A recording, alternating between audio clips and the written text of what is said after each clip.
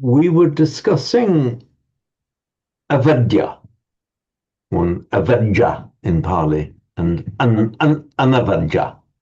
Yeah. And Simon, you were mentioning that the PTS was suggesting that it came from the prefix or preposition ava, meaning down, and Srinamala's lost her connection again, and avidya, meaning kind of base or low, which, and then we checked on Monia Williams, who didn't seem to support that view.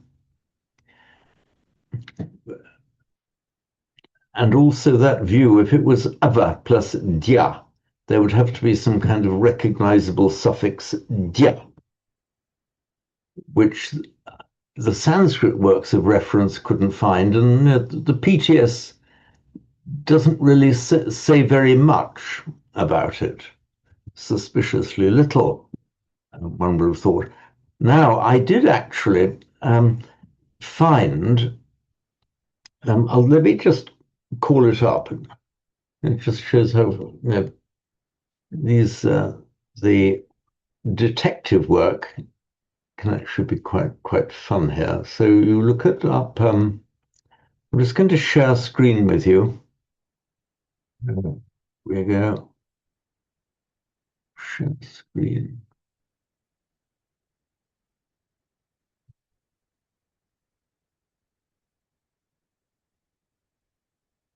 Is the screen shared with Monia Williams now? Thank you.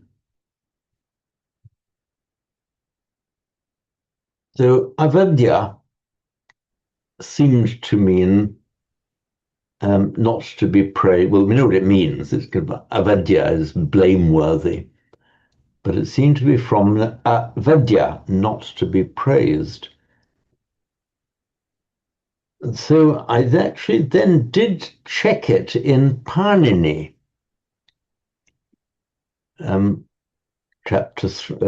book 3, chapter 1, sutra, or paragraph 101. And Panini there gives a list of 4 particular roots that form the future passive participle in this way with a certain meaning. And he does specifically singular, yes, from the root vad, meaning to say, alternatively to speak of in a praiseworthy way. He does give vadya and avadya. So according to Panini, it is from this root. And I'm certainly not bold enough to be challenging Panini here. So there it is. I think we can be pretty sure that it is from the root vad. Yeah. But vad also vad in its secondary meaning as to praise. We have incidentally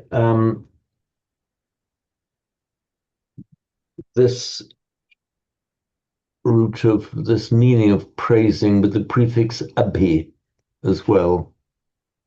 Oops, here we are.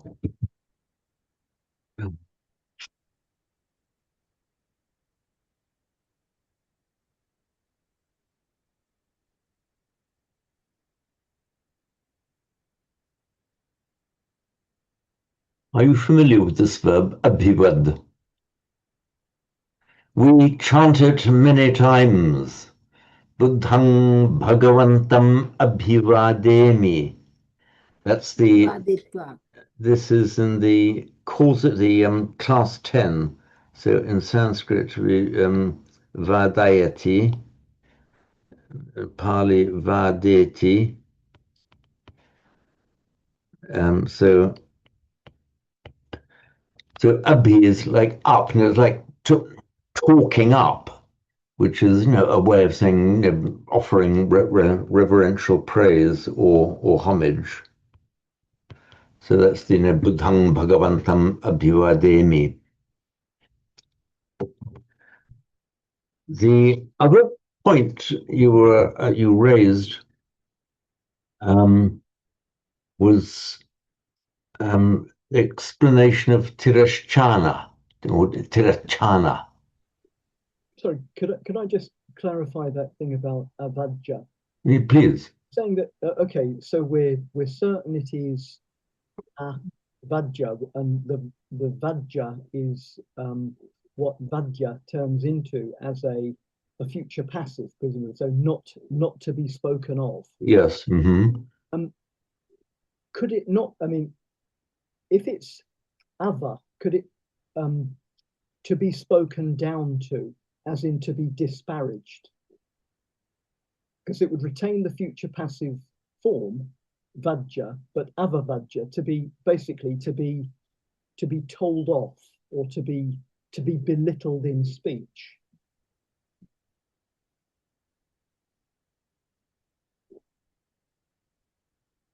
But it's not avavajja, it's anavajja with an N.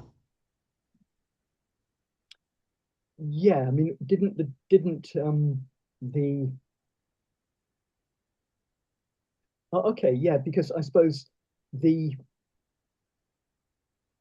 dictionary said it was from ava.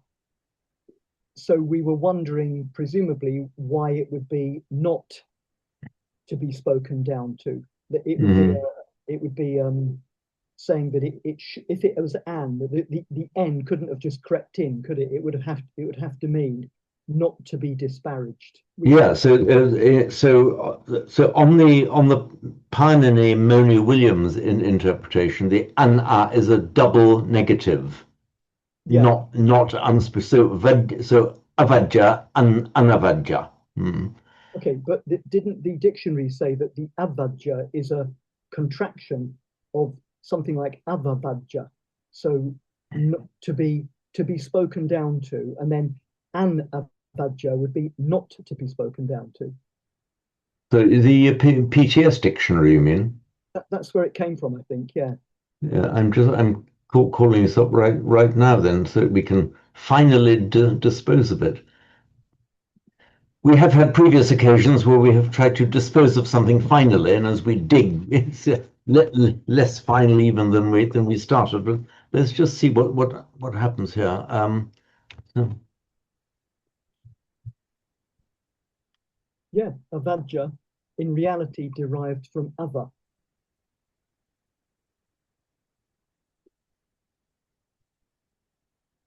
but derived from ava. Okay. So according to Chan, not it's just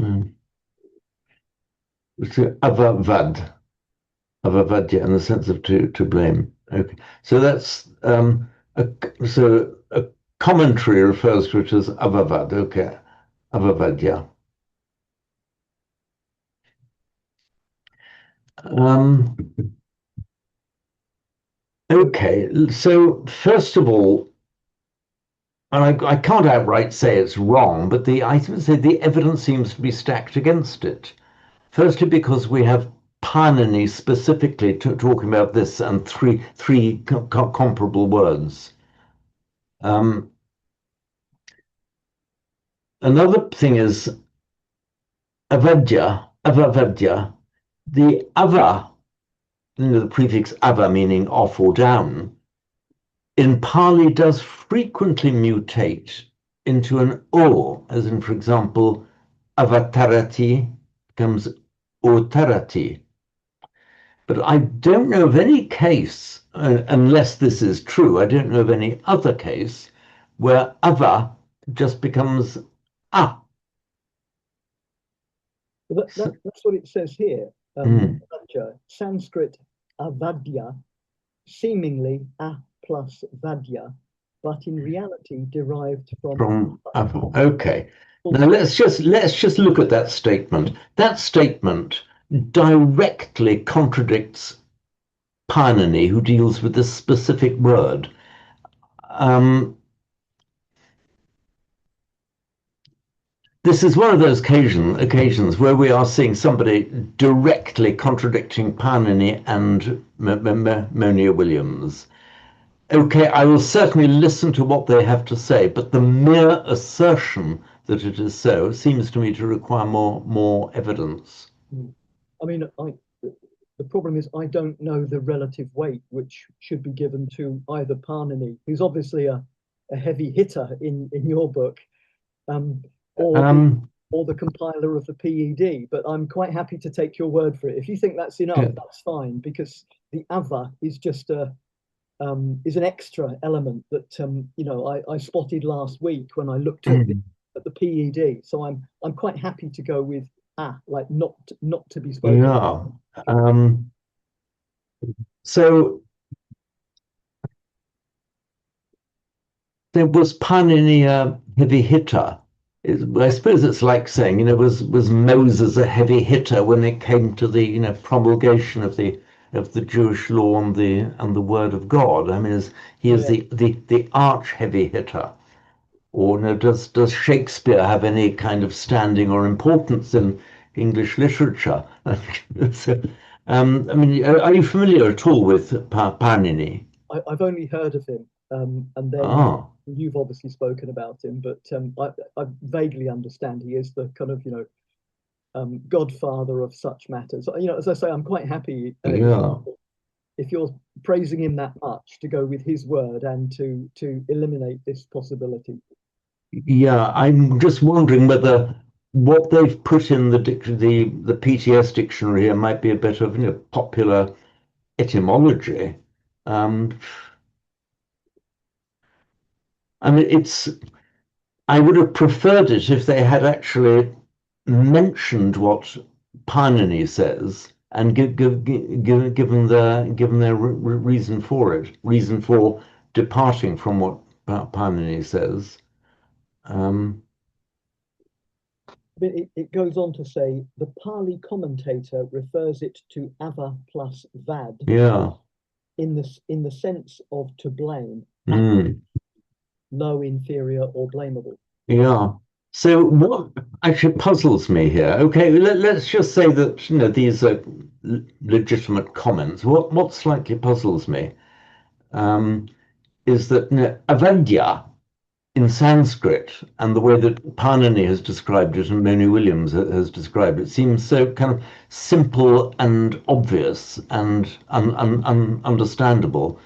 So I can understand these other derivations being raised if it was a word that kind of didn't make sense. There was some doubt. You were struggling to find a derivation for it.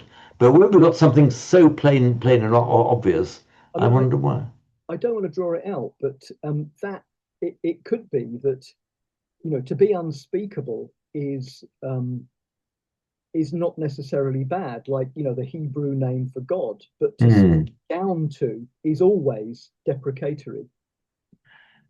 Yeah, I mean this comes from the secondary meaning of that meaning, to praise. Right.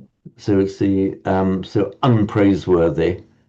So often, as you know, when you negate a word in Pali, it doesn't mean kind of bring it down to zero. It's kind of the opposite, the exact opposite of its positive qualities. So when you talk about akusala, for example, um, it doesn't mean something's got a zero degree of skillfulness. It means it's positively unskillful.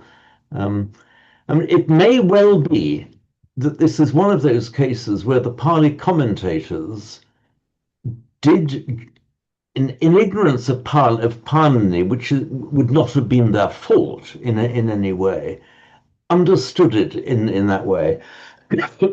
And maybe a lot of people were taught that was what it meant. So it's, as I've mentioned before, it's a legitimate thing for us to know and discuss because it was their way of understanding these words. Um, I'm going to leave it as an open question. I'm getting kind of more reluctant as I go on to say no, this is plain wrong.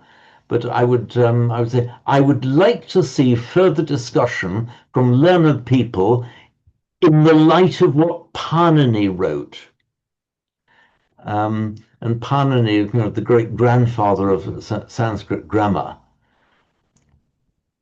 who actually composed his work. He was approximately, we don't know his dates exactly, but he was approximately a contemporary of the Buddha. Um, and, and so mighty was his work that we can still admire it. I still do admire it. And it's one of those things that you hardly dare to say that Pananu could have been wrong. In many cases, he actually formulated the rules from a mass of rules. Many of the rules of Sanskrit that we now say, well, that is a rule. You cite Panini in support of that rule. Um, I'm happy to accept that he nods even less than Homer. yes.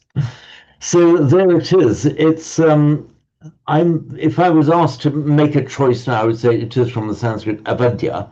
However, these are these other bits are left open. Um, but and so I say one other thing against it is that if it is from ava plus dya, well, where does the dya come from? That there's no known suffix in Sanskrit, which is dya. Well, isn't it vajja to be spoken of? And then either avajja, um, not to be spoken of, or avavajja to be spoken down to. So when okay, so maybe they hadn't or I hadn't understood well what they were saying. Sorry, I meant to be calling it this up here. So if it's derived from ava, so that it makes it look here as if they're giving ava as a word on its own. Oh, hang on, it's disappeared. Disappeared. Here we are. Seemingly avadya, but in reality derived from ava. So I understood that to say, okay, let's take the preposition ava meaning down, then followed by a suffix dia. My problem there was that there is no suffix dia. Yeah, I assumed it to mean ava is the prefix a, or is the prefix rather than a, but Yeah. that's how the dictionary is put together. But Mm-hmm. anyway, I think Shranimala is falling asleep now, so I think we can leave it. So this has been, yeah, this maybe is, we maybe have spent a No, little, it's okay. It's new. Even I don't know the meaning, but every day we are chanting, but I don't know the meaning. Now only I'm learning. okay, so, well, an avanja just means Yeah. praiseworthy, not blameworthy, therefore praiseworthy. I think we can kind of leave it open. My provisional view is to go with the Sanskrit one, but to say there are people who produced reasons for saying what's reported in the PTS. Um, and conclude my bit anyway by saying I would like to see them discuss it further in the light of knowing what Parnani has to say about it. Um, so we can just leave it as one of these entertaining mysteries that one day we might find out more about. Um, the derivation of tirachana. You Are you familiar with do you have a copy of Moni Williams? So not Moni Williams, but Macdonell's Sanskrit Grammar for Students? Only online. Okay, right. Um, it's a, there is a rather complex declension. Basically it means crosswise, and it's an adjective made from the word crosswise or across, horizontal as opposed to upright. Exactly how it gets there. Rather than take up the time in this Pali class, I would refer you to paragraph 93 in Monia Williams,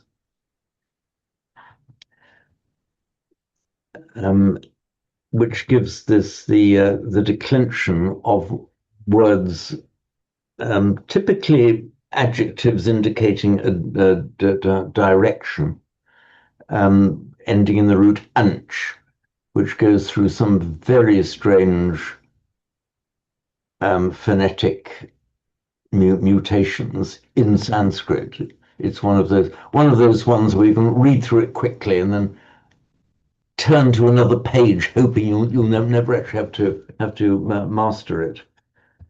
One interesting reason why I would encourage you just to look, don't learn it by heart, but just look at paragraph 93 in MacDonnell.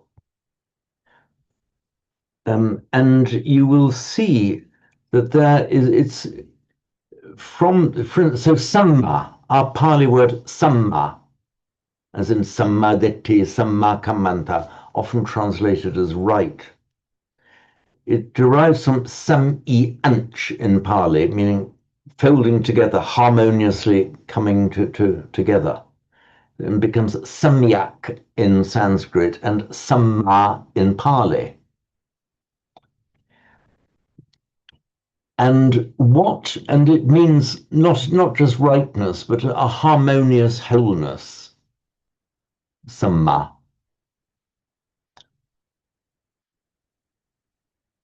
Do you know what the abstract noun from that is, anybody? It is samichi, as in samichi patipanno bhagavato savaka sangho, supatipanno, ujupatipanno, nyaya patipanno, samichi patipanno. So samichi is the abstract noun, it's just a noun form of the adjective samma. It's basically, they're just grammatical forms of the same word. So when we talk about the Bhagavato Savaka Sangho, the community of disciples of the Blessed One, is patipanno, endowed with or practicing in that way. With samichi, they're endowed with samichi. That's all, just the noun for all of the qualities that are involved in samma. Basically, not only rightness but harmonious wholeness. There's a sense of harmony within that word, samma. So it's a complex little declension there. You'll find it, paragraph 93. I enjoy it, but I can't expect everyone else to. But it's from that same, so samyanch becomes samyak, and tiryanch, going across, becomes a derivative word is tiracha, or tirascha in Sanskrit, tiracha in Pali, and tirachana, so it just means transverse or crosswise, and therefore meaning an animal, because an animal goes with horizontal spine, unlike us who walk with upright spine. If it's the abstract noun, are the other ones just adjectives, as in supatipanno? What's the other ones? Ujupatipanno, nyayapatipanno. Su is just the prefix meaning good or well, which is neither. It's not of itself an adjective or a noun. It can convey an adjectival or an adverbial quality, just meaning good or well. So that would be something like they are well practiced. Yes, it would. Nyaya is a noun, and it's a straight noun.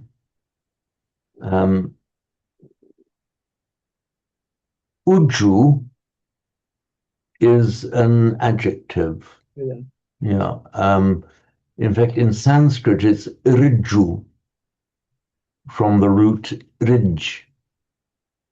And that root rig, rij or rig, becomes rec in Latin, meaning and it becomes recht and right in English, right in the sense of upright, to set something right.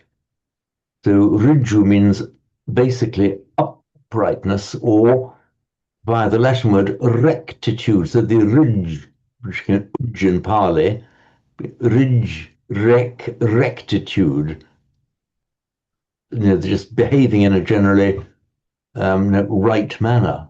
They're endowed with rectitude, correct behavior. So all of that is embraced in Uju. In fact, our English form of the word is closer to the original Sanskrit than the Pali one is, because the Pali, the R has just become an U. So that would be, would that be adverbial in the sense of practiced rightly or something like that?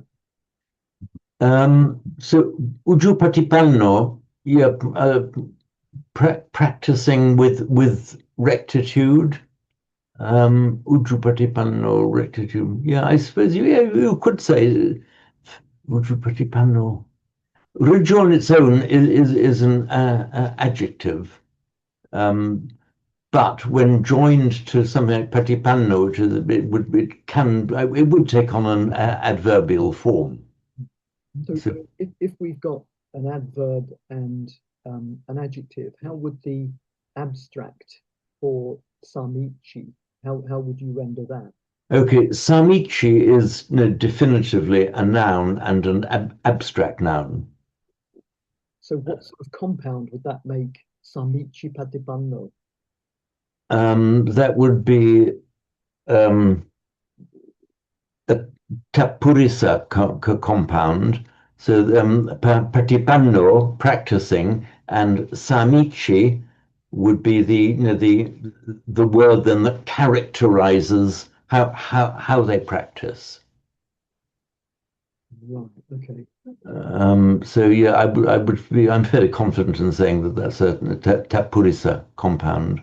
If it characterizes it, wouldn't that be a kamadaria in the sense of it qualifies the second term? So kind of No, and it defines and qualifies the second term. So patipano, you can be patipano in all sorts of ways. Supatipano, ujupatipano, nyayapatipano, and so on. It's just describing the way in which they practice. It's not a karmadharya, because karmadharya would have to be something like blackbird, I'm thinking, which kind of like a direct description rather than a defining qualification. wouldn't that be a direct description of the practice that was done, practiced, that it's not just practiced, but a qualified practice in the sense of it being having the samichi quality, having this completeness. My brain is beginning to spin. Can you just kind of make that point again? So, okay, firstly, how do you understand the Karamadharya compounds? Isn't that where the first one modifies the second? It says what type of second term it is. So as you say, blackbird, that it's a bird, and the blackness is what describes the bird. It's an inherent quality of the bird. I think one way of testing a Karamadharya, if you split up the compound, would they both be in the same case? Well, you couldn't with it. That's the point I'm getting at. You couldn't have an abstract noun in that case, could you? You couldn't, no, because you couldn't have an abstract noun plus partipano in the same case. You would be practicing with samichi. So with the character, the real test of a kamadharya, if you split up the compound, then does it then become adjective plus noun, both in the same case? If it's not, if it's with samichi or qualify how that they do something, that automatically disqualifies it from being a karamadharya. So if put on the spot, how would you rough and readily translate Samichi Patipanno? If I'm put on the spot, I would refer you to my mini essay on Samma in the explanatory glossary. And I would further, being put on the spot, say this is one of the best examples I can think of how we cannot get a one-word translation of this term in Pali. I do have in the explanatory glossary, I do have a note on it. Can I find it? So I'm just trying to call it up here. And then in a few moments, I'll get round to looking at the verse we're meant to be looking at for our long-suffering other people out here.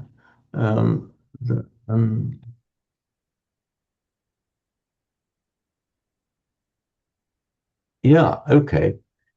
Here's the explanatory glossary explaining how it comes from the root anch, originally meaning to bend, from which we get words like angle and ankle and anga. So I mean anga, the Sanskrit word anger, not anger, krodha. And then, like put it here, look, samma is often translated as right, as in samadhitti. However, the word involves much more than just right.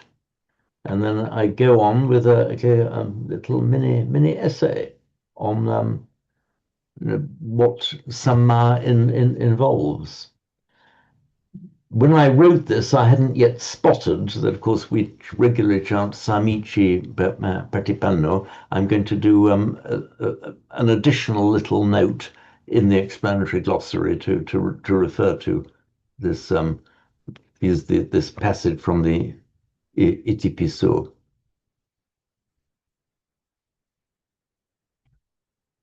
So anyway, there it is in the explanatory glossary, which hopefully you all have access to. So let us now. Was there any more than that, Simon, for the moment?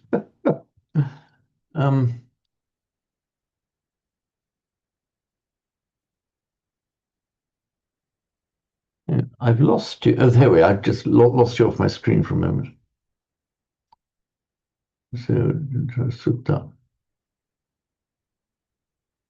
So last time round, we hadn't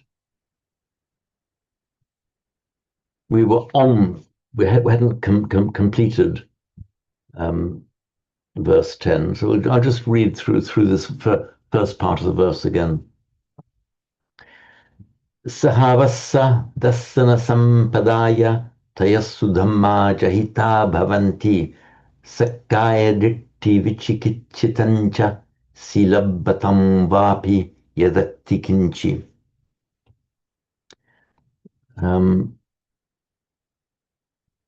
So I think we'd pretty much done the first line.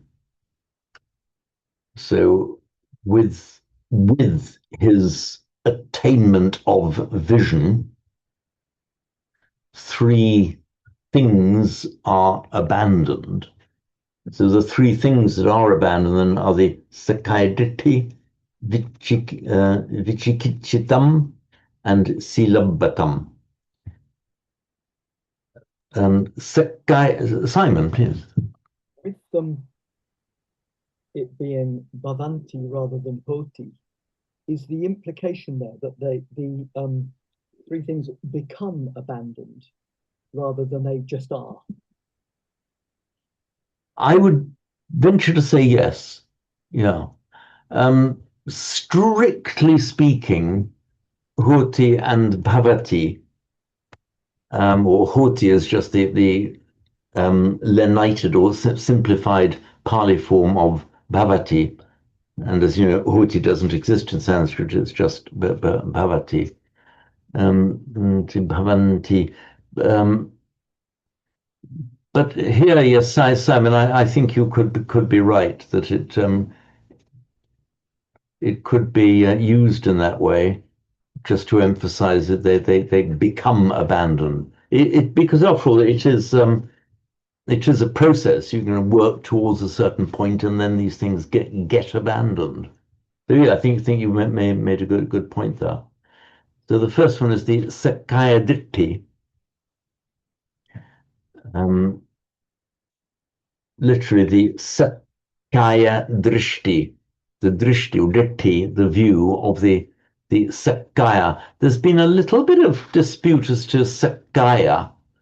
Um, one of the one of the competing views is that it was from Swagaya, the Swa meaning one's own, but that wouldn't account for the double K. Not that that's conclusive, because sometimes Pali just doubles letters even without etymological justification. All I can say is that the better view appears to be that it's from in Sanskrit it's Satkaya, the being body, the existing body. Anyway, it means basically doctrinally, it means the view that one is one's body, that the body is the real self. There's also Peter Harvey's really nice little article on it, that the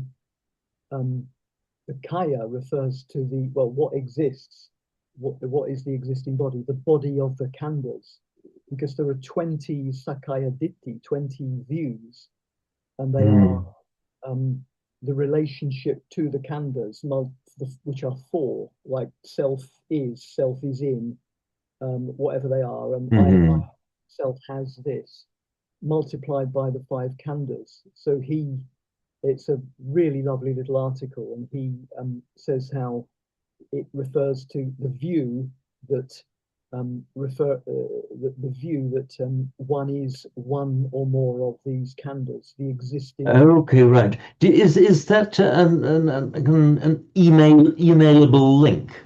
It certainly is. Yeah, I was looking at it yesterday, so I'll send Ah, you. right. It's very nice, very fine. If you could send it to me, I'd be very grateful. Then I can include it in our next email to the group. Yeah, so if you could do that, Simon, yeah, please. So the Sakaya Ditti,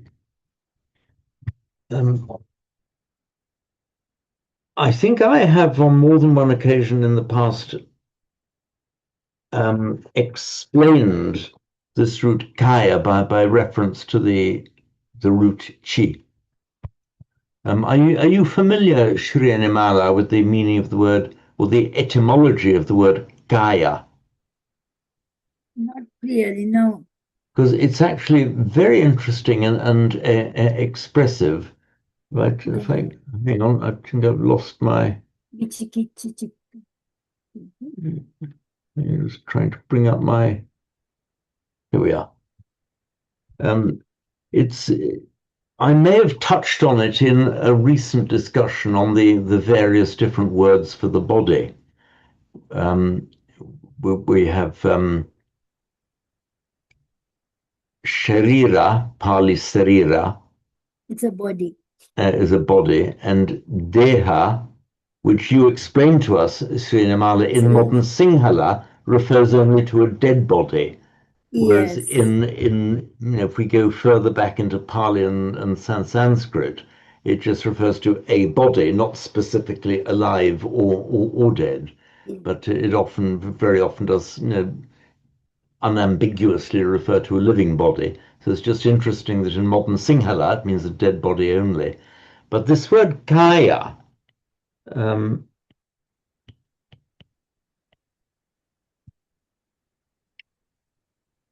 so it's actually from the root chi, meaning to heap up or to pile up or to accumulate. And we have vichi, vi plus root chi, which means to literally to unheap, to pull apart. Bhikkhu Bodhi likes to use the word to deconstruct, which is actually a good rendering of it. So that's why we have, for example, it makes the verbal noun vichaya.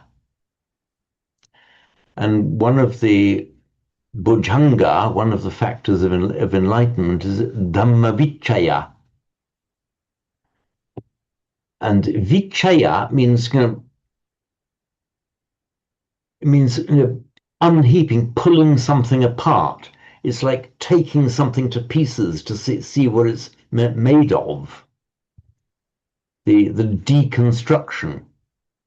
So Dhammavichaya, sometimes translated as the analysis of states, or the analysis of mental phenomena or mental states, is literally pulling it apart into its component parts to see what it's made of. So that's from the root chi. Now, with a prefix, a verbal prefix, the chi makes verbal noun chaya, as in vichaya, uchaya are the two most common ones.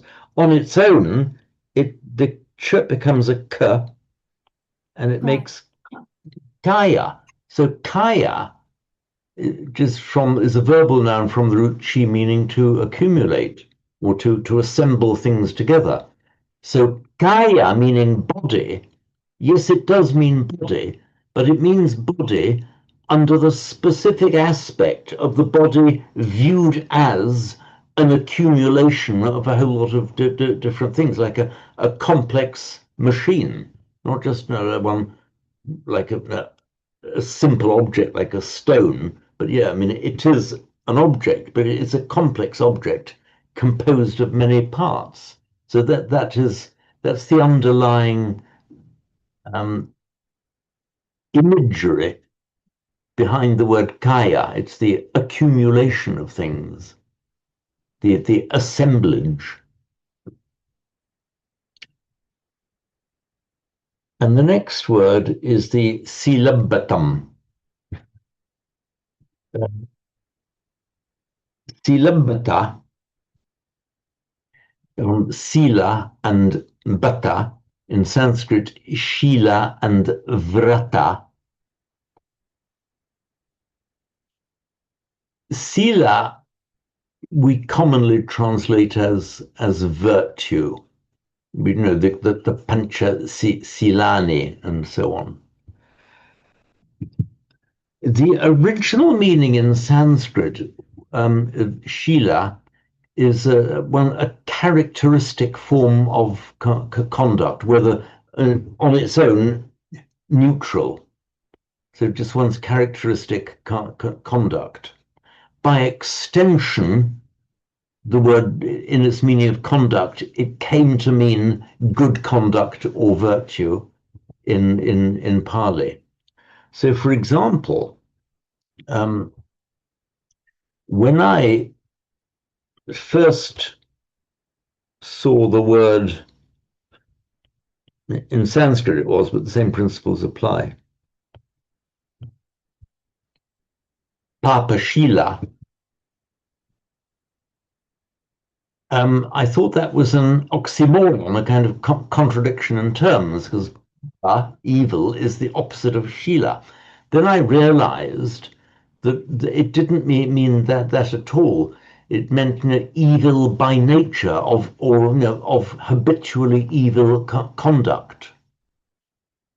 So just remember that Shila, Sanskrit Shila, Pali Sila, originally meant conduct, and then specialized into good conduct or ethical conduct. Here, in the Silabata, the word, I write in the Sanskrit, then Pali, Shila Vrata,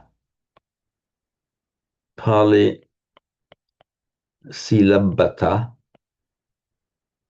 This is a dvandva compound, two nouns of equal status. Silabata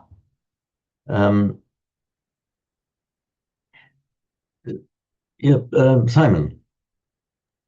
Yeah, could I suggest that it's not Dvanda, in the sense that three things are given up. Well, the first one is the identity view. Mm.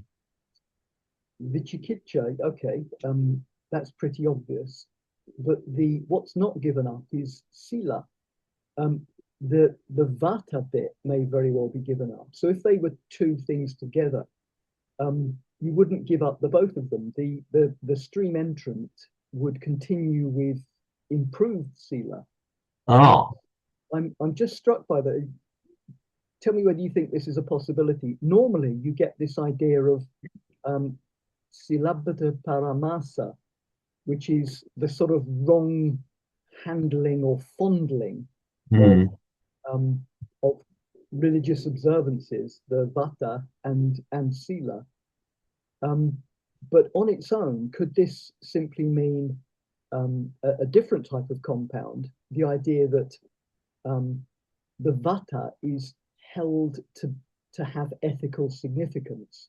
So the vata is empty. It's just a matter of pouring water, lighting fires, etc. But it's a kind of it refers to an action which is mistakenly thought to be ethical in status, but is in fact neutral. It's just the movement of stuff. So it's something more like a tapurisa. Okay, so sila bata would then mean vows regarding one's conduct.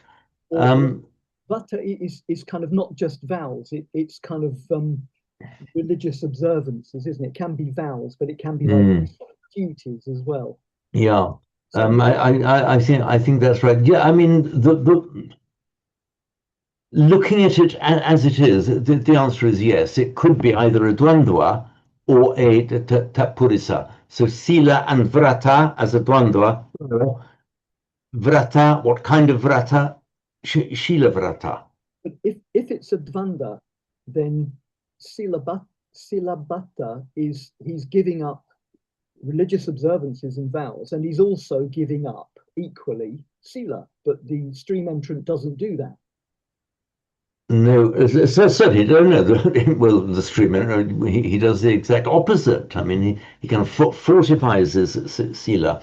I But think my own take on it for some years has been, but I'm perfectly open to have it either demolished, hopefully expanded, is that it means reliance on mere, it is reliance on mere outward shows of morality, a kind of the Pharisee show of this is my conduct, this is the conduct that I engage in. Look at me, aren't I wonderful, engaging in this kind of conduct.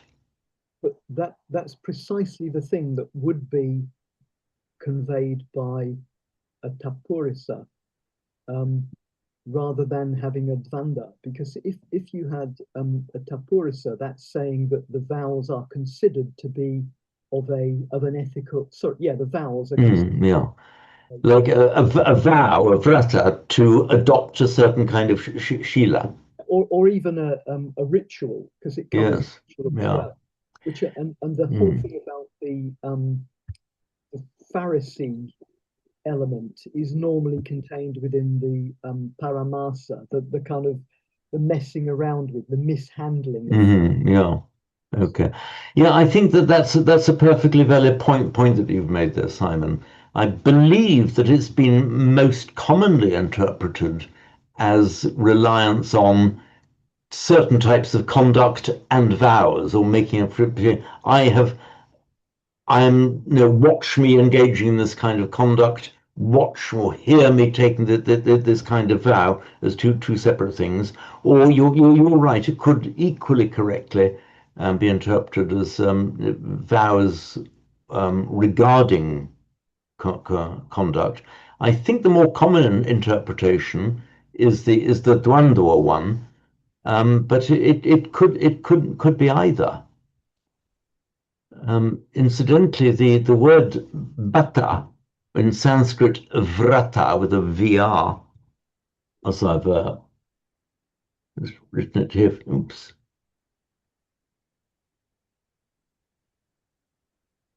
Vreta is actually cognate with our English word word, in the sense of I give you my word, and one's word of honor, one's solemn formal word, which is, and in that enhanced meaning, that's why it's typically translated as a vow. A vow, is your solemn word, your solemn promise to do something. Which normally Silabata is translated as, well, often is translated as rites and rituals, which is That's right, yeah. pretty nonsensical, because a rite is a ritual. It's exactly the same thing. It is. I mean, the rite is the noun form, and ritual is just the adjectival form, but come to be used as a noun. So that's not actually a terribly good translation. I think it's one of those cases. Oh, I lost my text again. It's one of those cases where people use it because it's a stock phrase in English, and everyone knows the phrase, and it makes the text flow nicely, which, as we know, is anathema to people like us. However funky the text, we're trying to understand what the Pali really says, not to produce something that flows nicely in English. So. Sakaya Vichikitancha Silapatam Vapi Yadati Kinchi. Va apin, or even Yadati Kinchi, whatever there is. So whatever there is of, I've translated here as reliance on, then in bracket rules of virtue and vows and so on. But I certainly acknowledge that your take on it could well be right, Simon. Vichikitcha is a very interesting word. It comes from the root chit, from which we have chitta. And here it's the word in its sense of actively thinking about something. It is the desiderative form. So we take the root chit and you make the desiderative form by a partial reduplication of the root. So it would be chichit plus the desiderative ending sa, meaning a desire to chit. We see a phenomenon where you get a duplication of a palatal with another palatal. The first one changes to, so the second one changes to a k. So instead of chit, it becomes chikit. That's just for euphony to avoid a chichit. So it becomes chikitsa. So chikitsa originally then had the meaning of the desire or intention or engaging in the practice of using your mind to analyze, to think about something. And then actually that meaning, using one's, the intentional desire to use your mind to analyze something, that specialized into the practice of medicine, and particularly in a diagnosis where you were analyzing a problem. Well, with the prefix vi, this seems to have the meaning then of going all over the place, a scattered application of mind.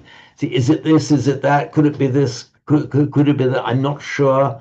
One moment I think this, one moment I think the other. It's where your analytical thinking, your desire to penetrate and get into something, the chikitsa in Pali, chikitsa in Sanskrit, then becomes all scattered. And that's why you get this perplexed doubt, just don't know where your mind is, going all over the place, but not being able to find an answer.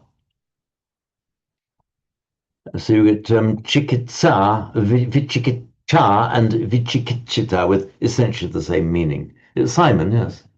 I'm going to ask that about why it's not Vichikitchan, why it's got the extra IT there. Is that just a different form? So vichikitchitam. Okay, yes. Um, Let me, first of all, as always, if we see, not always, as very commonly, see what it is in Sanskrit. Oops, and then help us to understand. So, You're on the iPad. oh, thank you, thank you. There we are. So, Sanskrit, chikit,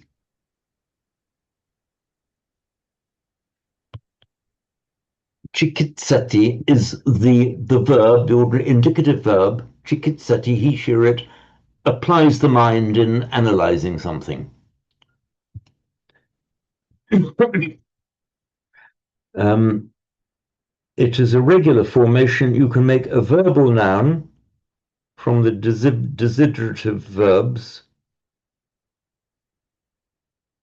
by adding sa. So chikitsati is the verb, chikitsa is the verbal noun. The past participle is chikitsita. Now, as often happens, the past participle can also be used as a verbal noun. It does often happen. So that's how we get these forms chikitcha and vichikitchita in Pali. Incidentally, note in phonetic mutation between Sanskrit and Pali, a TS in Sanskrit almost always becomes a cha in Pali, which it does here. So vichikitsa in Sanskrit, vichikitcha in Pali. It also occurred to me that, okay, vi apart, so Mm, the desiderative and it's wanting to think apart, the mind wavers, it won't settle, etc. yeah. Mm, A couple of lines above it, we've got another use of vi, which is the vibhavayanti, which is thinking, okay, it's separative, but in the sense of making something very clear, being specific that it's this. indeed, it is. So it does have those quite distinct meanings in exactly the same way as our prefixes di, dis, and die do in English. I'm just wondering whether, in this case, then the vichikitcha, whether that, okay, it might mean the tendency of the mind in a meditative sense to wander off the object. Mm. It also mean the attempt to kind of to over or clarify, to over clarify, to overthink, to over focus on the object, which of course is equally a problem in meditation. Yeah. I If you were looking at the word purely the shape of the word and what could the V in front of it mean, I would say you're right. I mean, it could be either. According to my understanding, however, I think just by usage, it has come to mean kind of wavering, vacillating doubt, not knowing which way to go. So here we've got the vi in a kind of a negative sense, a scattered, a rather pejorative use of it, rather like vikshepa from in Sanskrit kshepa meaning throwing, vikshepa meaning the mind is distracted, thrown all over the place. So vikshepa in Sanskrit, vikepa in Pali. And here I think it has that same meaning here. So I had the sense that once the person reaches stream entry, then what's given up in effect would be something like fanaticism. They've locked on to a particular way of expressing it and will not let that go. There's a softness about the mind. But no, I mean, I take your point. Just a thought. Yeah, an interesting one. You were saying that with the stream entry, you abandon the fanatic locking on to a. duality, of course, to your view. Yeah. No, I certainly take your point there. I think that just as far as I'm aware from the reading I've done, I'm always open to correction on this. It seems to be this kind of the negative sense, the vacillating doubt, your mind all over the place. We see a highly positive and beneficial use of the word for example, in vipassana. So in vipassana, it doesn't mean you're kind of looking all over the place, not knowing where to look. Here it has the sense of the separation as you're, as it were, opening the veil, penetrating the veil, looking beneath the surface, piercing the surface, and seeing behind. I mean, it's as well to get into our minds that our prefixes in English via Latin, d and dis and die, are etymologically exactly the same as this v prefix in Sanskrit and Pali. It's from, go back further into Proto-Indo-European. It was a dvi, meaning into, and we have both the beneficial meanings and the pejorative meanings. In even in modern English, you can talk about discerning something, where you wisely see exactly what it is, but equally you can have distract, where it's the same trahere in Latin means you put with a rather pejorative meaning there, an involuntary pulling of your attention away from what you wanted it on. And this we see exactly the same phenomenon in Sanskrit and Pali. There's a very wide range of meanings with our prefixes, didis and die in English. And exactly the same we see in Pali. So this meaning of the root goes right back to Proto-Indo-European times and has survived pretty much intact into our modern day. So what we'll do now, if I may, we're at 8:04. Should we just have a 10-minute break? And we'll convene in 10 minutes from now, 8:15 UK time. Okay, see you then.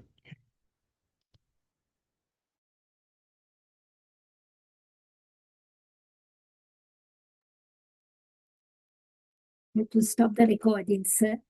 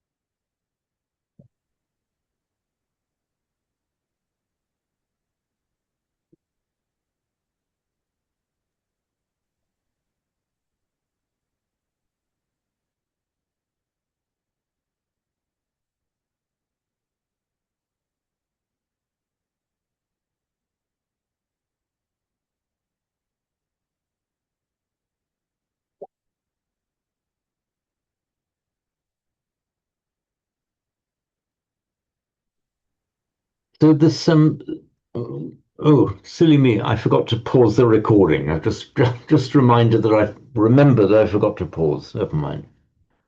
So this the yedati kinchi yed whatever yed kinchi, just whatever is, I mean whatever there is of something. Just another way of saying all of it, all of that kind of thing.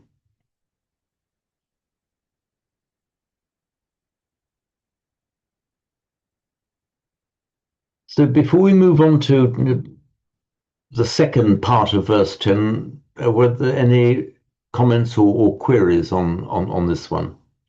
We'll move on to the second one then.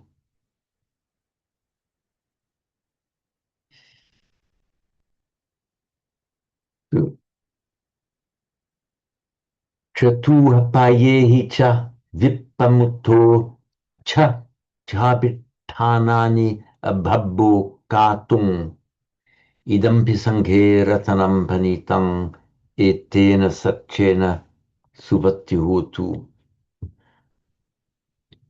So this is vipamutta from the root much, meaning to release.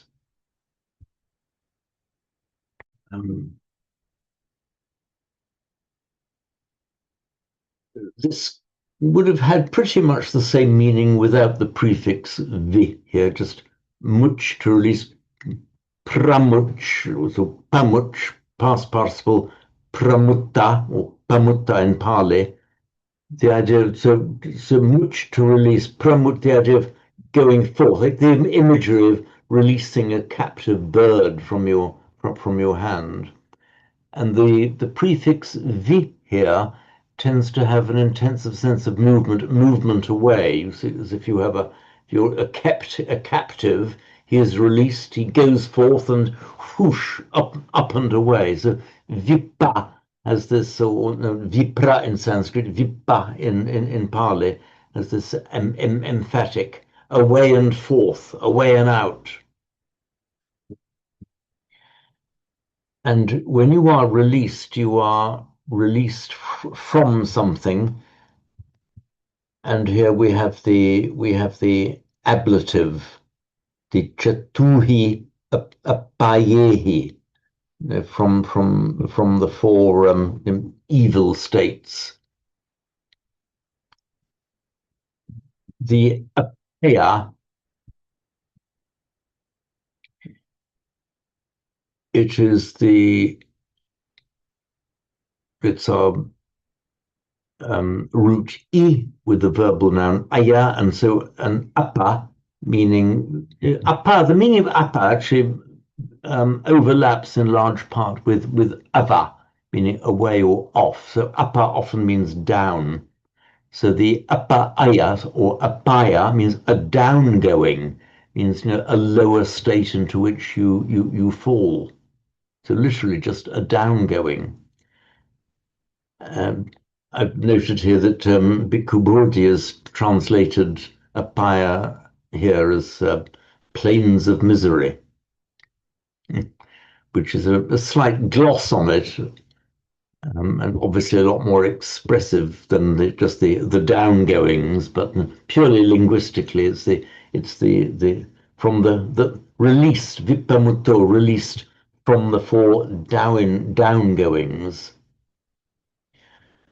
And abhabbo, that's in Sanskrit, it is abhavya, but with a slightly different meaning. It's literally unbeable. It's from the root bhu, to be. In Sanskrit, abhavya has more the meaning of something that is improper, but in Pali it's come to mean incapable. So, and we say incapable of doing something in Sanskrit and Pali, incapable with the infinitive. So somebody is abhabbo katung, literally incapable to do. We say incapable of doing or of committing. The cha abhitanani. the cha, 6, cha, cha, and the 6 abhitanas.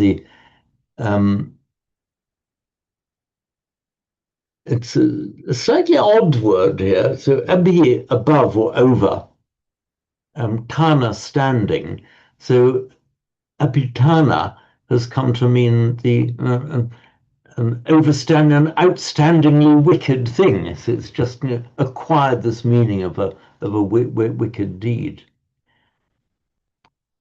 As I was saying with apa and ava, some of these verbal prefixes have an overlapping meaning, and apa and ava do have an overlapping meaning of off, down, away.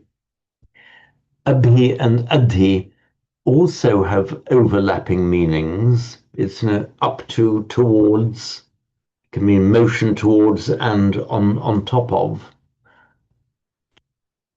And very often what the words come to mean is a matter of usage. So we have the abhitana, which means a seriously evil deed. Whereas by contrast with adhitana is the highly positive quality of your resolve, the firm resolve to keep at it.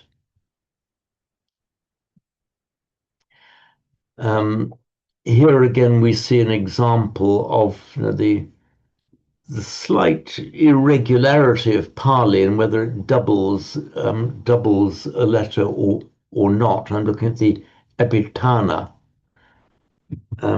If we look at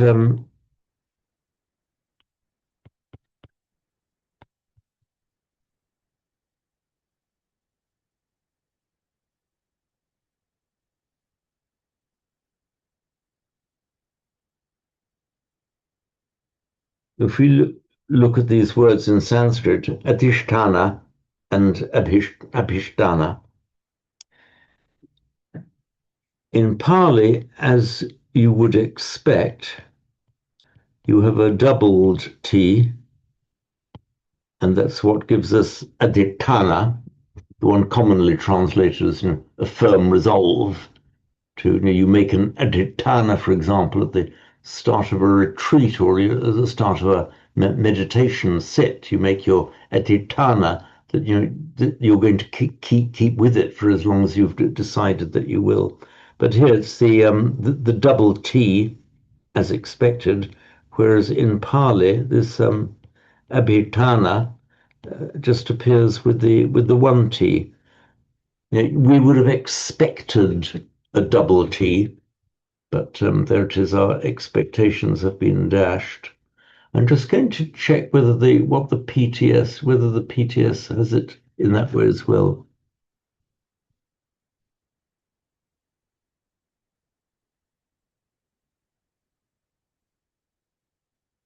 Yes, so that's correct. The Pali Text Society's dictionary again just gives it with a single T.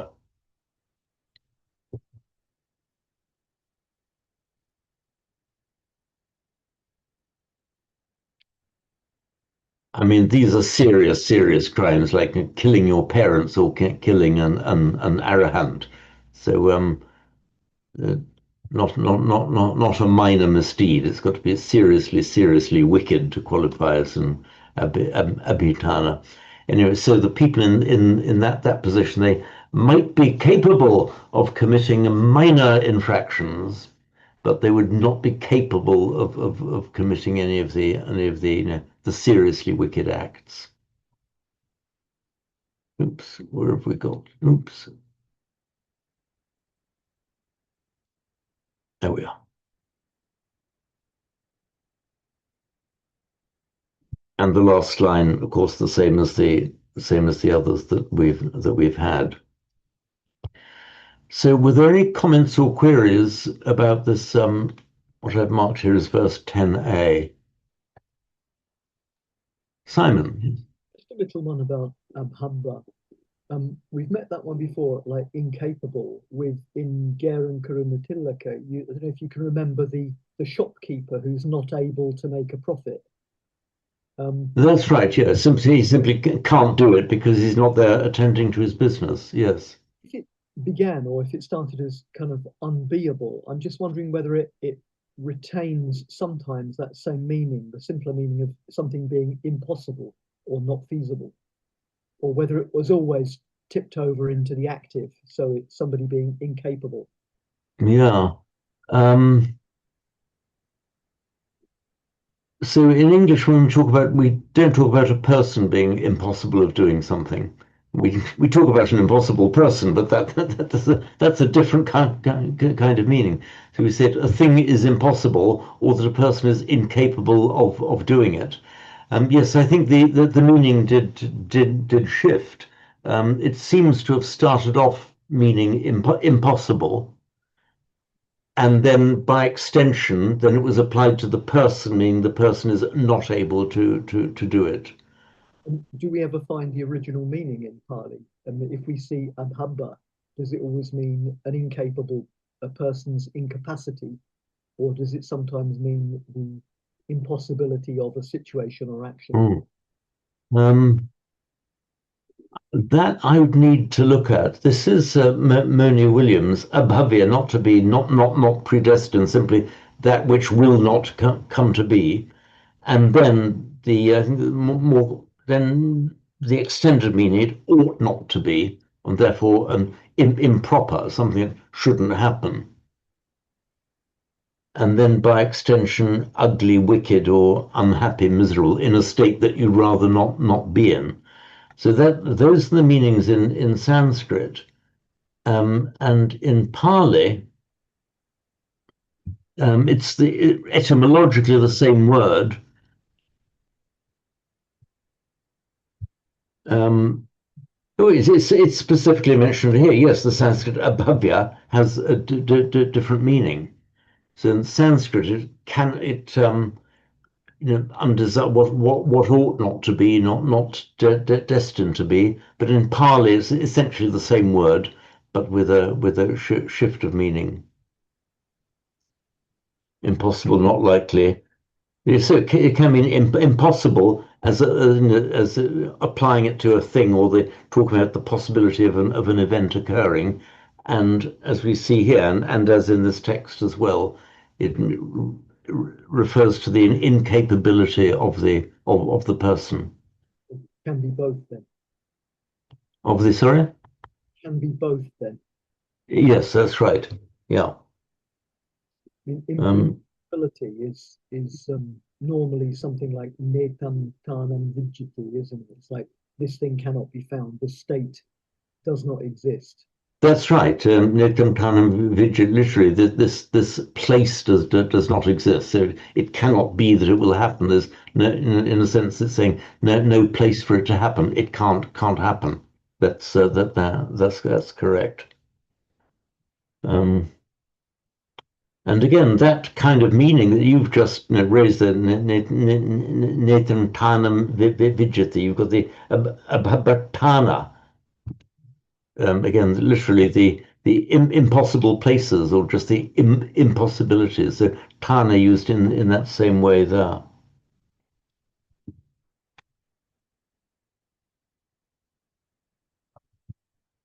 Right. So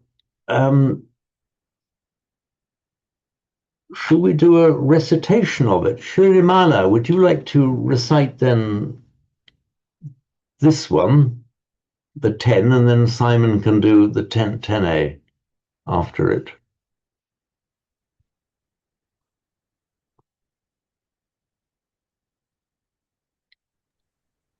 Sahavassa dassana sampadaya tayassu dhamma jahita bhavanti. Sakkaya ditti vichikichitancha silabattang chapi yadatta kinchi. Exactly. So that was read without a single error. Are you reading off a Sinhala version of it there? Yes. I thought you might be, yes, because that came out very, very I fluently. had a book. You've got the book in Sinhala. Okay. Yes. So, maybe it's a little bit unfair on you when you're reading it out of the Devanagari or the Roman script. But yeah, that came out with a lovely fluency in Sinhala.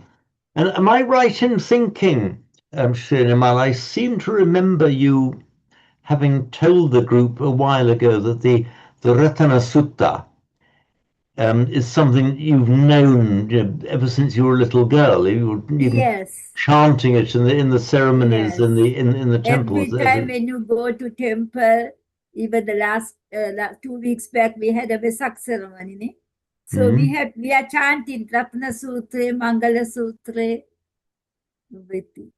Right. So that was one of the very regular chants Yes. that you did. Yes. Mm. Yes. Well, we could tell it came out with such assured fluency as you recited it there. In fact, Yes. I'm not even sure you had to look at the text. You probably have it all in your head, do you? Yes. Yeah, even in the head. Yes. Yes. Okay, thank you, Shinamala. Follow that, Simon.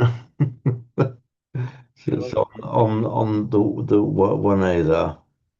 yeah, I was going to say it's very easy for Sri Animala, but then I realized it's a bit like me studying Chaucer in Sinhala. So it's the fact that she's doing it all in English anyway is something else, isn't it?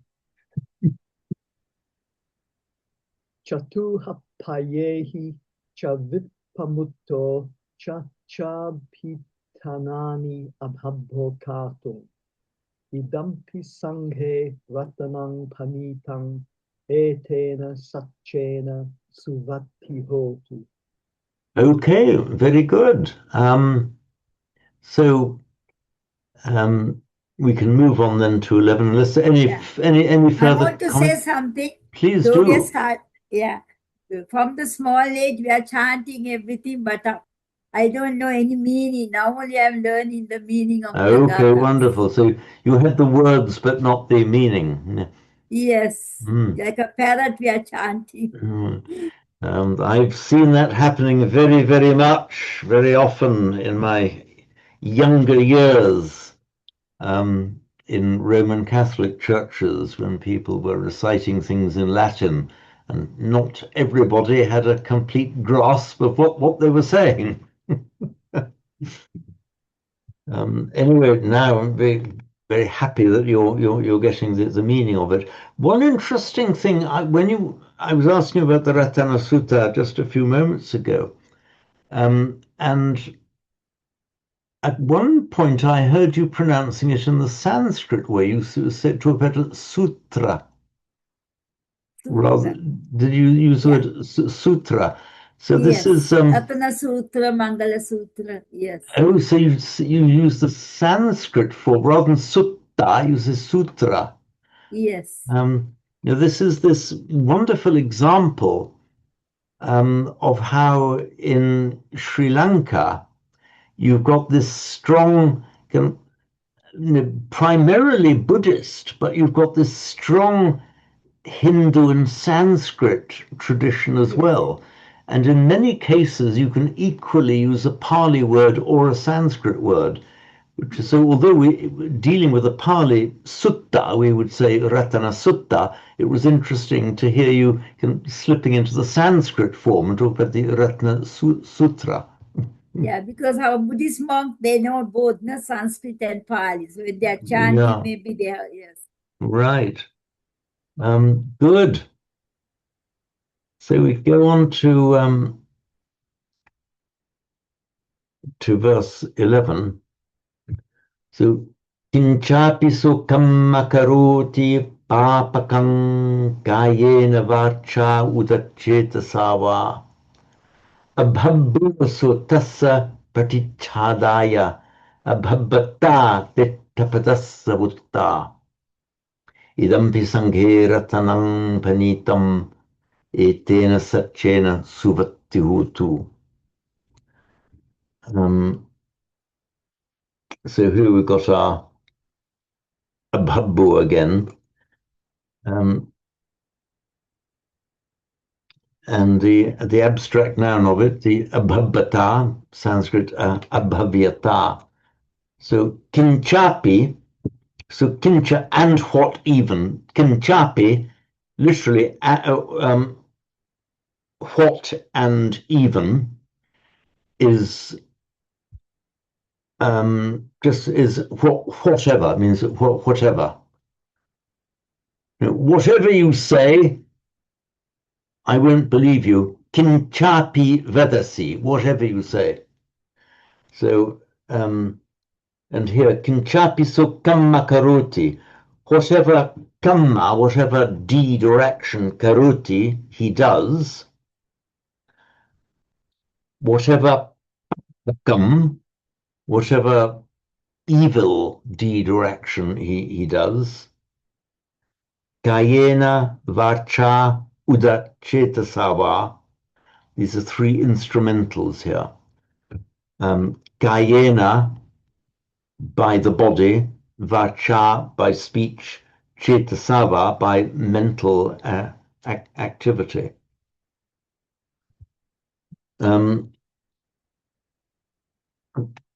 So whatever, it's not saying that such a person cannot commit a papaka kamma,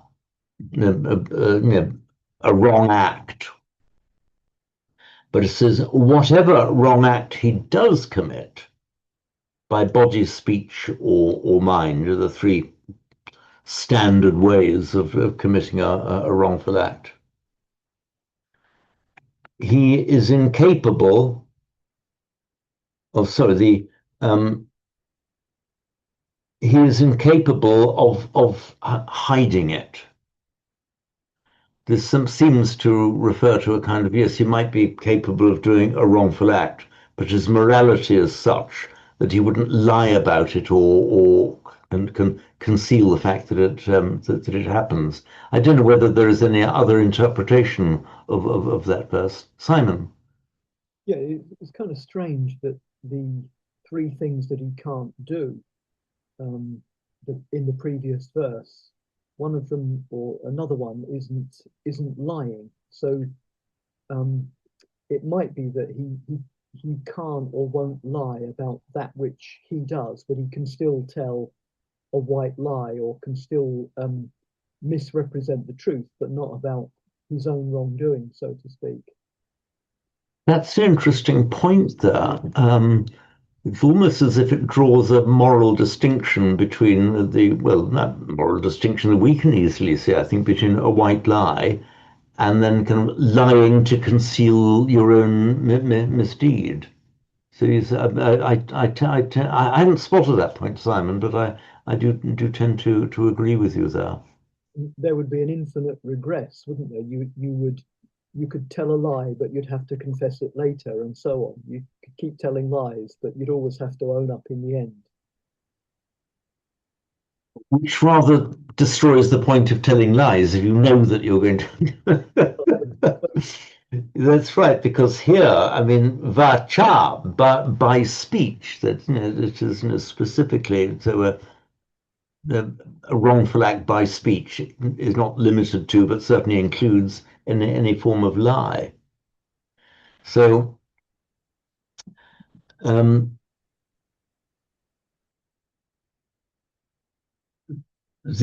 long ah there, the ena ending is our well-known instrumental ending for nominals ending in a short a, kayena, by the body. In the consonantal declension, that's where the stem ends in a consonant, then the instrumental is just in a. So we have, for example, we have the chetas, which in Pali then becomes cheto, but in the instrumental chetasa.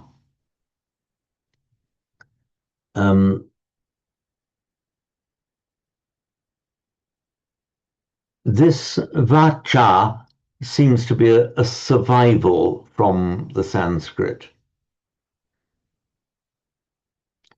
I mean, we do see in Pali things that are just survivals from the Sanskrit, because the Pali, you see, there is the Sanskrit um, stem vach, just meaning speech. Let me call up the iPad again to explain that. Oops, where's my iPad? Here we are.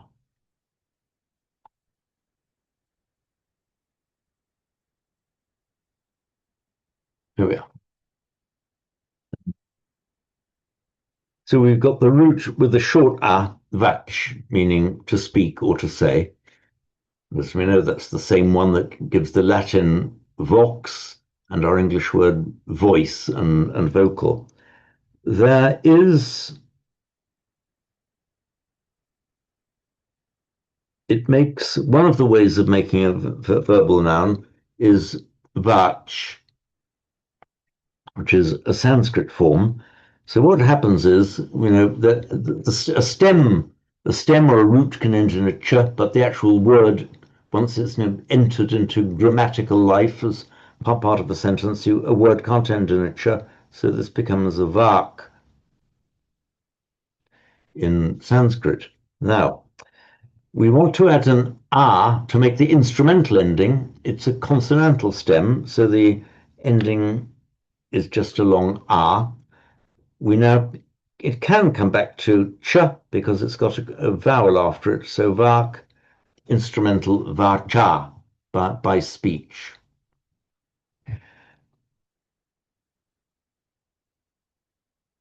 Pali makes a new word vacha as the nominative form. So we would expect the instrumental to be vachaya.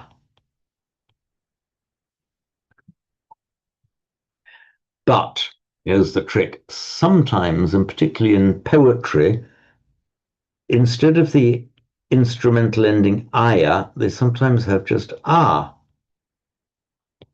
So when you see vacha in Pali, what is it? Is it a shortened form of the instrumental vachaya, or is it a survival from the Sanskrit on the stem vach? So say you do find these occasional hangovers from Sanskrit left behind in Pali. My favorite example in English is the old dative plural. Are you aware of any dative plurals in English, Simon or Srinimala?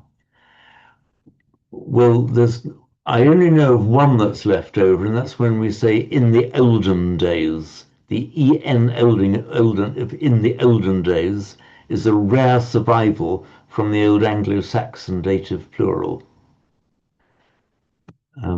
And it's still, but modern German has it in their regular speech. So in the olden days, in modern German, is in den alten Tagen, which is that they regularly keep their dative plural, but we have this rare survival of the dative plural in English.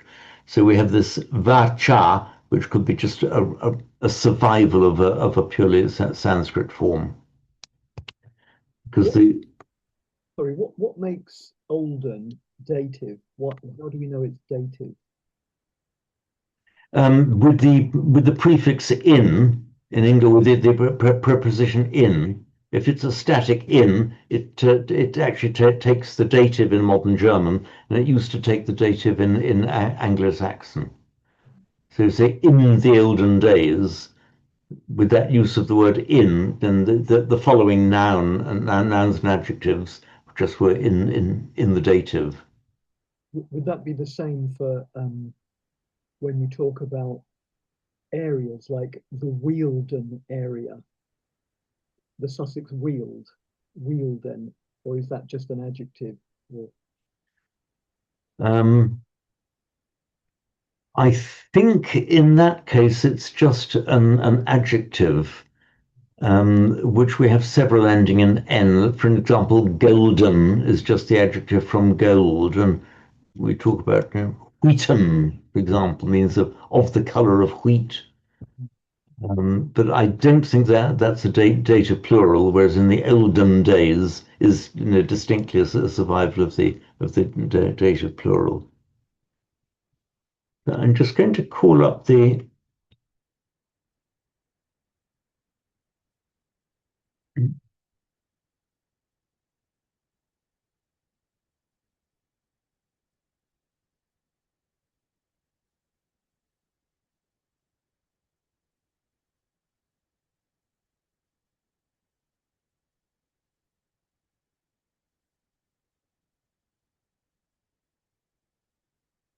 okay. So this is the vacha. Oh, disappeared. Oh, it's disappeared. Come on.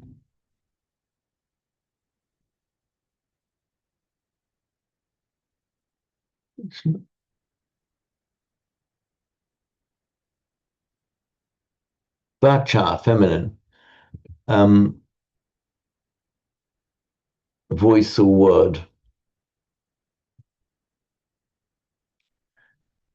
So this form vacha doesn't actually exist in Sanskrit. The Sanskrit form, it's just a monosyllable consonant stem. So stem form vach, nominative form vak, instrumental vacha. In many, many cases, Pali doesn't quite like consonantal stems as much as Sanskrit does, so Pali will very often flip it into a vowel stem. So we get this feminine vach in Sanskrit, which then in Pali simply becomes vacha. Incidentally, this we have many words that stems, iPad again, many words ending in an as in Sanskrit and Pali. For example, we have the root nam, meaning to bow and then to venerate. And that makes a verbal noun namas. And words that end in an as or an ah in Pali, in Sanskrit rather, typically become namo in Pali. Namo tassa bhagavato. But that is the same namas, which gives us the modern Hindu greeting, namaste, homage to thee. From the root man, we get the stem manas. Now, we very often see instrumentals of these forms. So, with the mind is manasa. If you look at the first verse of the Dhammapada, manasa che paduttena, if with a corrupted mind, that's the manasa. We have the Sanskrit word, one of the words for head is shiras in Sanskrit, which gives the stem siras in Pali. And many of you will recognize the word sirasa as in sirasa namami. So sirasa namami, literally, I reverence or I revere with the head. And that specifically means that you are making the reference by bowing right down and placing your head on the ground. That's the meaning of sirasa namami. I venerate with the head. So that the ah of the sirasada is another example of the instrumental ah ending in the consonantal declension.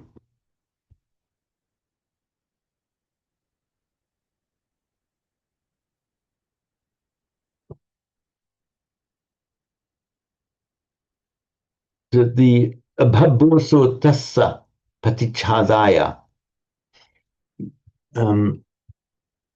I said before that we had the abhabba with the infinitive. Here it's used with the dative. So it could be abhabbo patichadetum or patichadaya. You can use the infinitive or the dative here. I think it's more common, you more commonly see it with the infinitive. So patichadeti means from the root chad, meaning to hide or to cover. So the patichadeti, to hide something away, to keep it secret. So he is incapable, literally, to the hiding tassa of it, that is, of the misdeed. Bhaboso tassa patichadaya. He is incapable of the hiding of it. And this abhabata, this incapability, this quality of just not being able to do it, vutta is said, that means is said to be, commonly held to be, of vutta, from the root vach, it's the past participle, just meaning is said, and it's very frequently used in the sense of commonly held to be, commonly said to be, just is said. So this incapability is said to be of the one who has seen the state. So in other words, by common consent, it is commonly said that this incapability of hiding evil deeds results from or belongs to or is a quality of one who is dittapada, one who has seen that state or place. And here we have the word pada from the root pad, meaning to go. It's the same one that gives us the word pada, meaning a foot. So the pada means quite a number of things, including a place or a state. Also means words, or as we see it in the Sikkapadam, Sikkapada, Sikha training, Pada training words, the training rule. Panatipata Veramani Sikkapadang Samadhyami. I undertake the training rule of refraining from taking life. Here it means the state, meaning the sublime state, it means a footing as well, like a place where one stops or stands, like a footing. We have it, for example, in the opening verse of the Karaniya Metta Sutta, Yang Tang Santam Padam Abhisamecha, meaning that either that true state or that peaceful state. It could mean either. So the idea is that he has reached a certain level of dasana, a certain level of vision, whereby he has had a glimpse of that state. It's the path moment, the stream enterer. So this then incapability of committing certain evil deeds is said to be, is vutta, to belong to the, or to be proper to the ditta padasa of the person who has seen that state.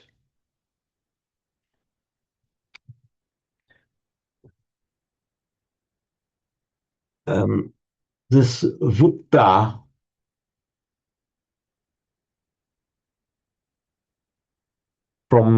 it's from the root vach that we've just been looking at. In Sanskrit, I'll just explain how vutta comes from the root vach. So in Sanskrit, you would make your past participle by the root plus ta. I put the asterisk as normal to show that the form I'm giving is writing here doesn't actually exist. It's an intermediate form. So vachta would by internal sandhi have to become vakta, because you can't have a chta in Sanskrit, it becomes a kta, so vakta. But even vakta now doesn't exist, because what happened was that the final syllable of these past participles in ta, in Vedic, it was the udatta, kind of raised tone, slightly stressed raised tone, the ukta, ukta. So what happened was, by the process of samprasarana, the va was weakened into an u. So it would be ukta, be pronounced ukta in Vedic, but the stresses and accents disappeared in classical Sanskrit. So that gave us ukta. So we have the ukta, which is now the regular Sanskrit past participle for said from the root vach. You would have expected to see in Pali the kta becoming a double ta. You would have expected to see utta. However, what happened in Pali, the V of the root actually came back. It came back. Maybe through the popular perception, oh, hang on, the root is vach, we better put a v in front of the word. So that's how we get in Pali. That accounts for the Pali vutta, meaning said, or is, no, meaning is said to be.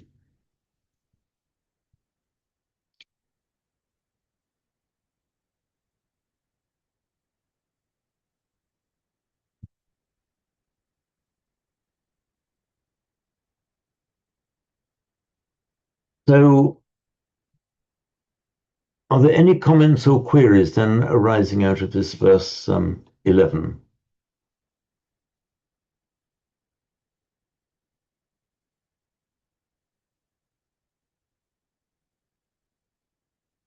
I should mention that, by the way, this verb, this adjective, papaka,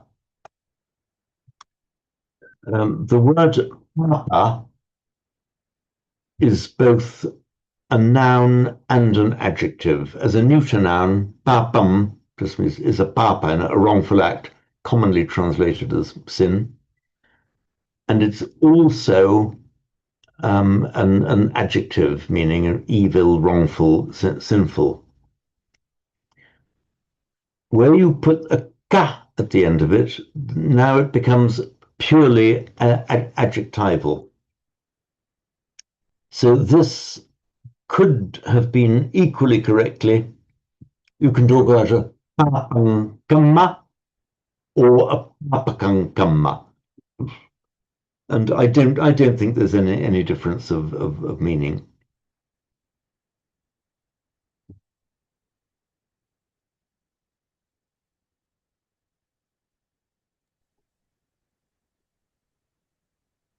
Simon. Is there any significance of the Uda in the first line rather than simply another va? Because Udahi is normally used kind of more intensely, isn't it? Kind of either this or that. Exactly so, yes. Udacchetasava. As I read it, I get the slight sense that it has a bit more of an intensive meaning rather than the ordinary va, just meaning or. So you're right to point that out. I can't definitively say, but I certainly have the sense that it has a more emphatic meaning here. The kind of by body, speech, or by mind. Yes, I mean we could just even emphasize it, whether by body, speech, or mind. That kind of means that you're emphasizing it. Any one of those, there is no exclusion. Any one of them. I mean, as we know, va is by far the more common way, but as you write, the uda or udahi is the emphatic form. So, would you like to recite this one for us, Shriya Nimala, please?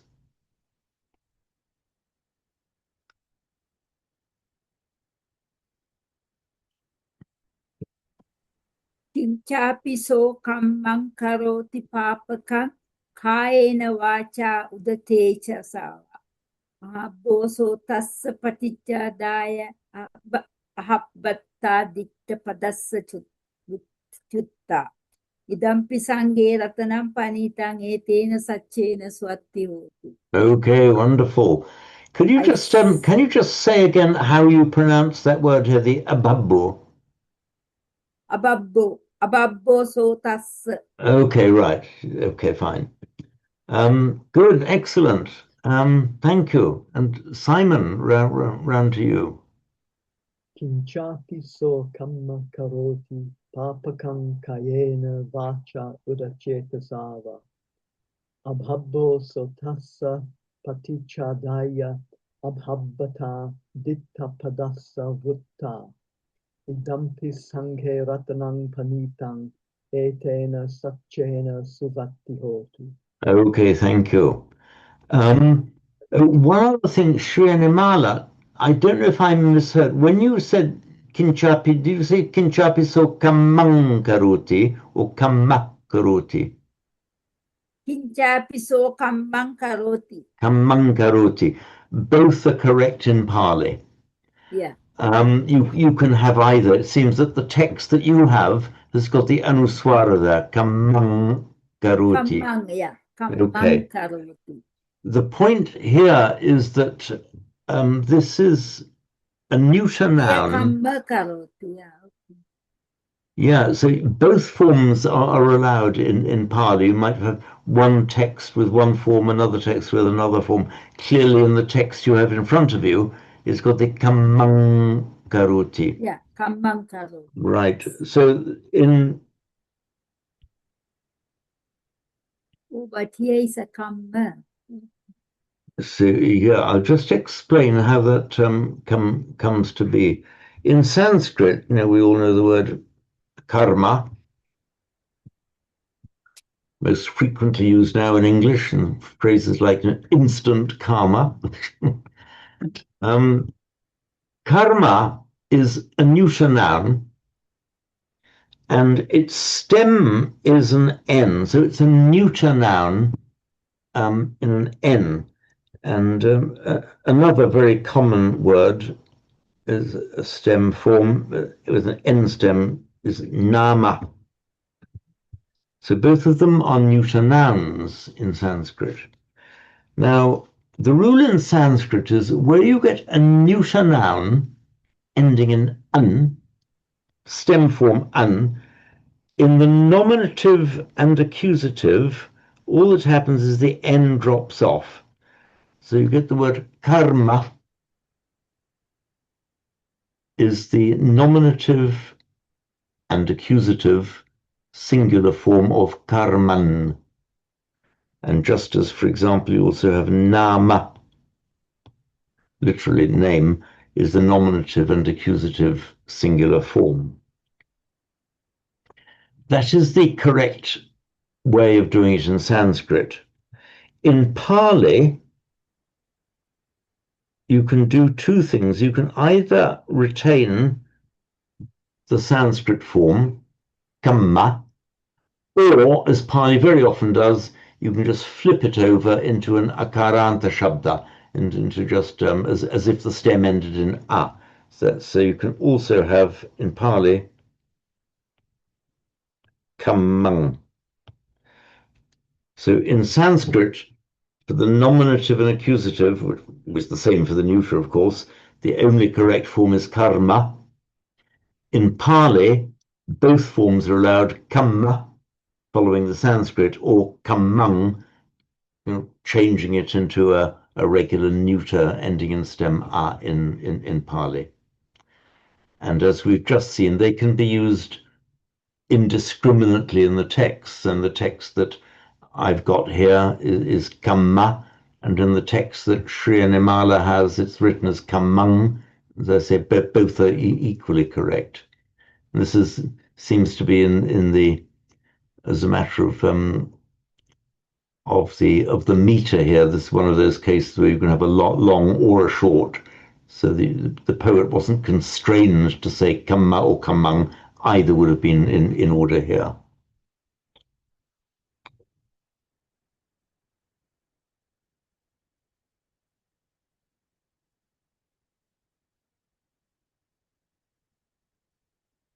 So,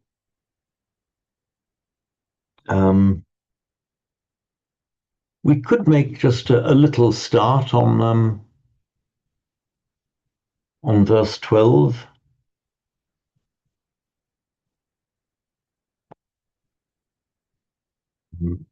Vanapagumhe yatha pussitagge kimhanamase patamasmin gimhe tatupamandam varangadesayi nibbanagamim paramang idampi buddhe ratanam panitam etena sakchena suvatti hotu.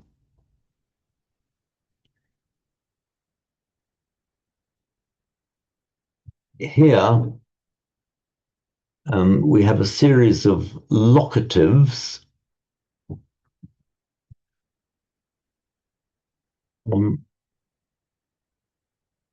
So vana meaning a forest, a gumba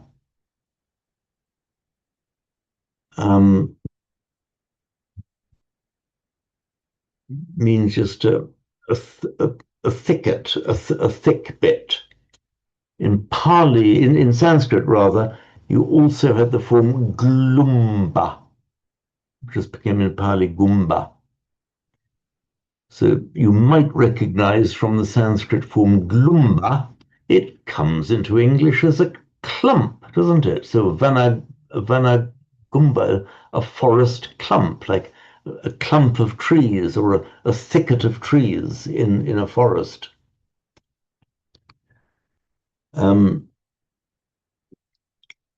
So yatha, just as,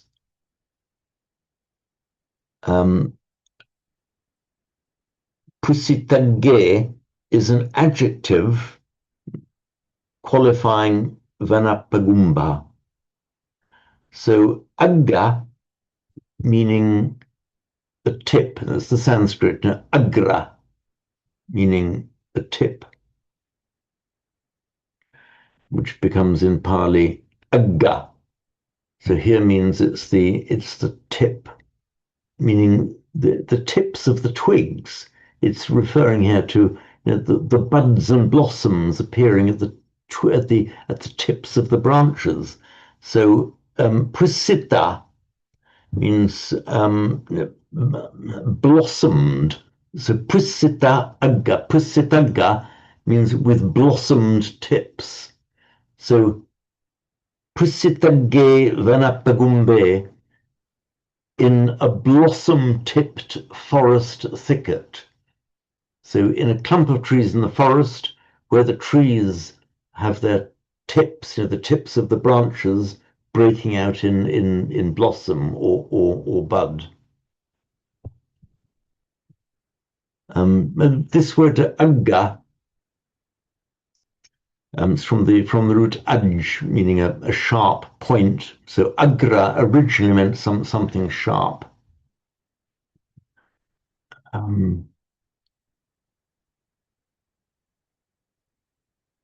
And then it meant the tip of something, the point, as in the sharp point over a sword or a spear. It also gives us the word ekagga in Sanskrit, ekagra, so it's eka agra, one point. See, the ekagra chitta, the one-pointed mind. So the ekagra becomes ekagga in Pali. So ekaggata, literally one-pointedness, one-tippedness, one-pointedness. Incidentally, this root aj and ug becomes ug is cognate with the Latin ac, as in acute, meaning sharp. So our word acute and agra are from the same root. Simon, please. Do we also get words like ads and axe from that? So ak. Sorry, ads as in the tool, or axe? So as in the, I didn't catch. Adze or axe. The tool, the chopper, an axe. Oh, sorry. Yes, I didn't catch. That's right. Of course, yes, it probably is actually. It's, you know, your sharp tool for chopping. There's also adze, isn't there? ADZE. And the adze, yes. And also it's likely that our word, you know, the German die Ecke and our word edge are also from that same root. You could talk about the sharp edge of a blade. So is that the primitive meaning of sharpness?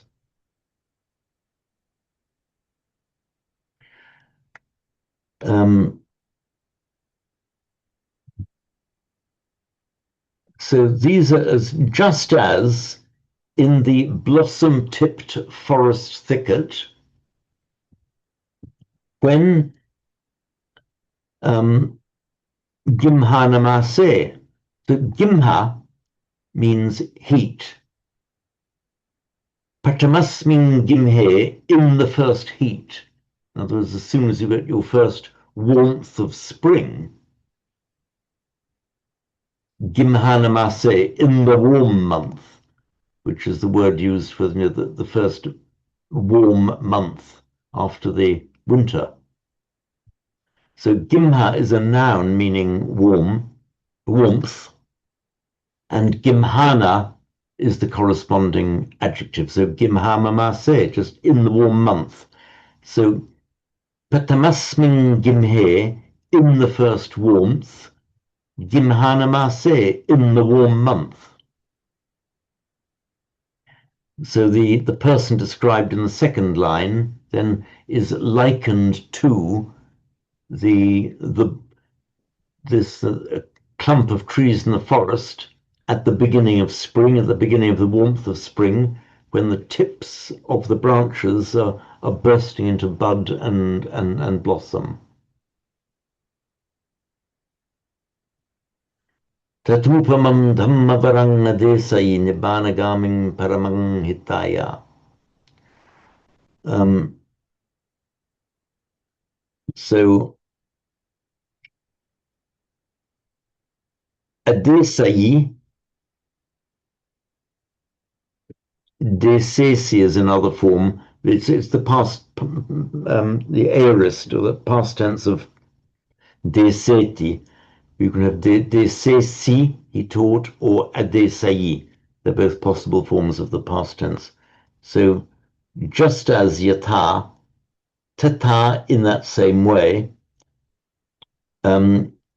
he taught, or tata upamam, with that thus example, with that as an example, or with that as a simile, he taught the Dhammavarang, he taught the best of Dhammas.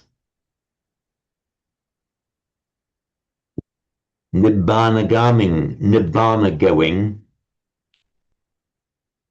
the Paramang Nibbana gaming, the supreme Nibbana going, or the supreme way leading to Nibbana, and then Hitaya for the benefit, meaning for the benefit of all.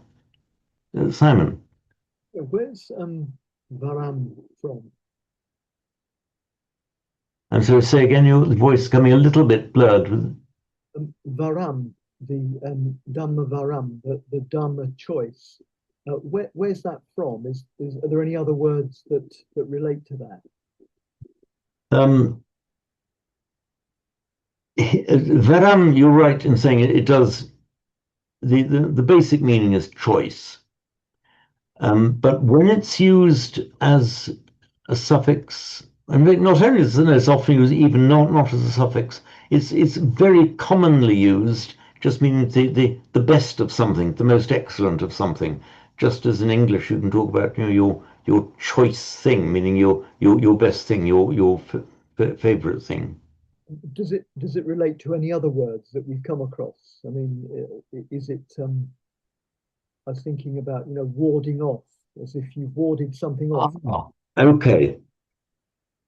There is the root vri in Sanskrit, written V with the subdotted r, which are actually two different roots with two different meanings. One means to choose, and the other means to ward off. The root meaning vri meaning to ward off, which we have in samvara, for example, warding off or protecting, restraining. We have that comes into in English as the words ward and guard. The root vri originally meant to want something, and that is cognate with the Latin velle and volo and volition, and our English word will. So vri meaning your choice is that which you wish to have. In the more primitive meaning, it meant your will or your wish. And that's one that comes into English as will and into Latin as volo, volition, voluntary.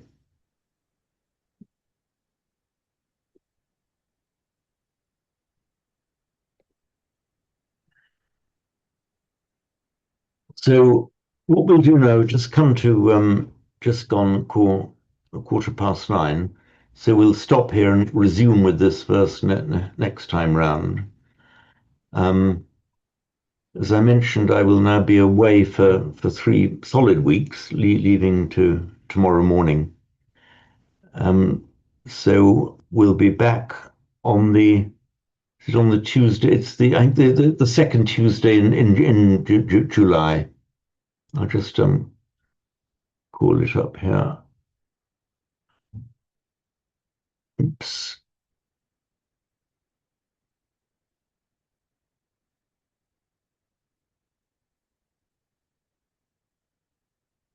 Yeah, that's right. So I'm away tomorrow, Sunday the 14th, back on Sunday the 5th of July, 3 weeks hence. And so our next Pali class will be that Tuesday. So I'll mention this in my email to the group. So we'll be meeting again then on Tuesday afternoon, Tuesday 7th of July at normal time.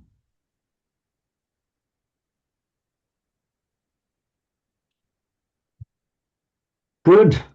So I'm looking forward with some trepidation to three solid weeks at Green Street. Hopefully I'll emerge from it a better man. Yes. Okay, so should we chant the blessing and go our ways then? So,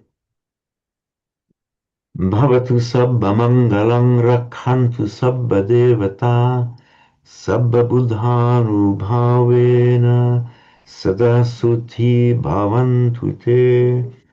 Bhavatu sabba mangalang rakhantu sabba devata sabba dhammanu bhavena sada suthi bhavantu te. Bhavatu sabba mangalang rakhantu sabba devata sabba sanghanu bhavena sada suthi bhavantu te. Sadhu, sadhu, sadhu. Okay, thank you for joining me, and see you in just over three weeks' time then. Happy retreat. Thank you. Thank you. Thanks. Bye then. Bye.